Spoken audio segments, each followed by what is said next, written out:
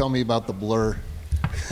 What was that like? I mean, you go spring, Carson, you go just waves and waves and waves of it happening all season. Just how difficult, but I guess there's a lot of silver linings in navigating that too. Yeah, I think it was a blessing in disguise. Like you're talking about the silver lining. Like, you know, we just worried about what we could control and just making sure that every guy was ready to go. And that was my mindset when I first got here, getting everyone ready to go. And it really got put to the test last year, obviously, with all the injuries that we had. But I thought those guys responded in a positive manner. And there was a lot of different guys that played a lot of football for us, which is going to help us out going into this next year. How much did a guy like Bo grow throughout the season? You know, both he and Ryland probably when he came in, he was just like, we had Marcus Neal the last time here. He said he had see-ball, hit ball is his mentality. That was probably the mentality with those guys. But Bo, Ryland, how did those guys grow? Yeah, I think Bo grew tremendously. Like you're talking about a guy who had played 8-man football, 11-man his senior year, and then he comes in June and man, you think you're getting in, you're probably going to redshirt, like you're learning some special team stuff, and the next thing you know, like you're the guy.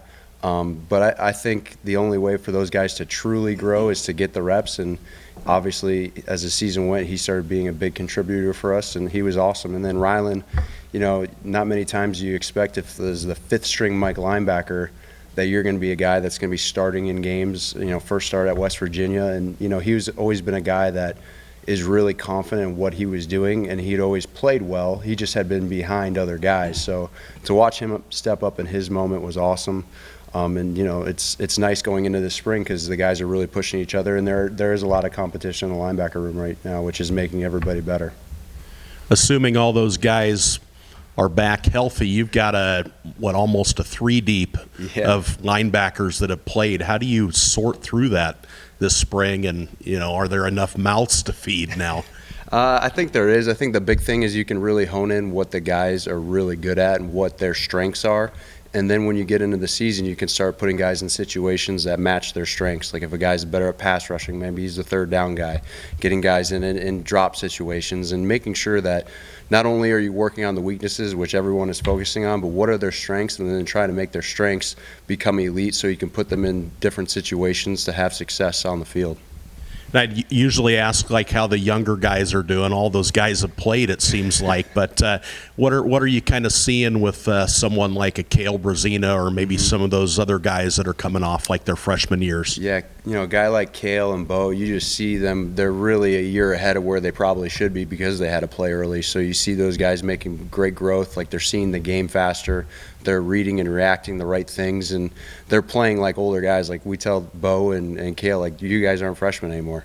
You're not redshirt freshmen. Like, you guys are sophomores, and you're going to have to go, and they're going to have to be great contributors and play a lot of football for us, and they're all fighting for starting jobs right now. Is there part of going through so much hardship last year that can bring a group together? Yeah, I think it was a really close group. When I got here, we talked about being a Warrior family, and the part of being a Warrior family is you have to bring something to the table to eat at our table.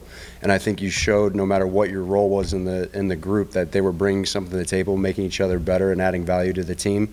And those guys, you saw it coming to forth with a Ryland Barnes and with a Bo Goodwin, that they were adding value, and then their roles changed as the depth of the room changed. So that, I do think, brought together. You saw guys like Carson and guys like Bacon, John Klosterman, like taking, you know, a seat when they were hurt and really coaching those guys up and helping the room and giving their insight. And it gave them a little bit of different perspective too, watching from the sidelines, which I know, you know, they didn't love, but I think that helped them in their growth process throughout, you know, going through college.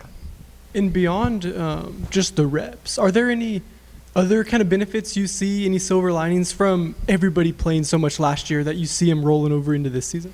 I think the big thing is everyone's really hungry. Like, those guys got a taste of what it's like to play on a Saturday, and they don't want to lose that taste. Like, even though Bacon's coming back and Carson's coming back, and they still want to play, and they're pushing each other, and they understand, you know, at the end of the game when there's critical situation, the best three guys are going to be on the field. And they understand that, and they understand there's only three out there at a time, so they're all pushing each other to get starting spots, and when you have that, you get the best out of everybody. You talked about having guys ready to play no matter where they are on the depth chart. Was there a point last year where it felt like we're running out of guys to get ready? And I guess to articulate maybe how dire things were for you. Like, were there some extreme circumstances you guys were having to plan for if there was another injury or two the last few weeks of the season? You know, that never actually crossed my mind. I've always tried to stick in the moment and what I had at the moment and where the guys were and control what we control. And if those situations would arise, it would have been something we would have had to work through as a defensive staff. But no, I was really confident in whoever went out there because of how those guys prepared in the offseason, in the winter, in the spring, and the summer. And they just gave you some calm as a coach. And, like, you probably could freak out as a coach, like, oh my gosh, all the horses are gone. But no, they just kept showing up and they kept practicing hard and doing the right things, and that gave you confidence. And too, you had some great defensive backs, some older guys behind you. You had Dom in the middle on the defensive line. Like, those guys helped everybody out, and it worked for the betterment of the team. How did you feel like I don't know if role is the right word, but your approach had to change or evolve throughout the year as you guys were dealing with those situations? I think the big thing is you had to breathe confidence into those young guys, because the older guys have confidence because they've done it before, and the young guys hadn't done it in a game situation. So you just had to breathe confidence into them and get them ready to go and believe in themselves. And when they were able to believe in themselves, they were able to do their job and execute at a high level at times. You mentioned Klosterman.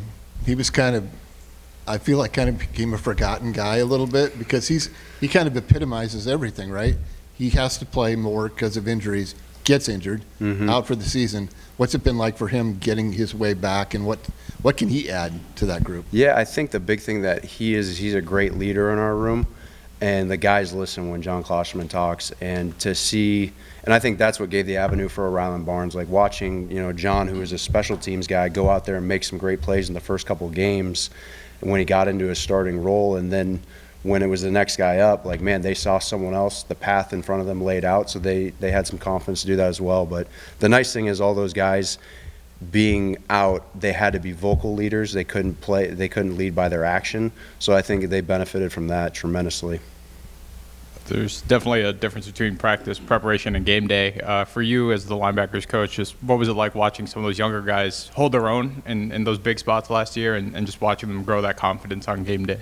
Yeah, I think, on game day, I try and be as calm as possible and give those guys all the help they can get in terms of on the sideline with the iPads and communication.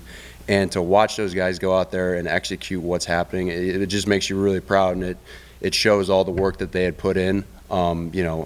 The extra hours of film study, the doing extra individual, all those things kind of coming to light, which doesn't always happen for young guys in terms of when you have a bunch of guys in front of you. So it made me really proud to see those guys go out there, execute, and show that they are really good football players. And, man, I would say our depth was challenged, and I always told them my goal is to have the deepest linebacker room in the country, and I think we started to show that last year, that we have that capability with those younger guys having to play because of injury.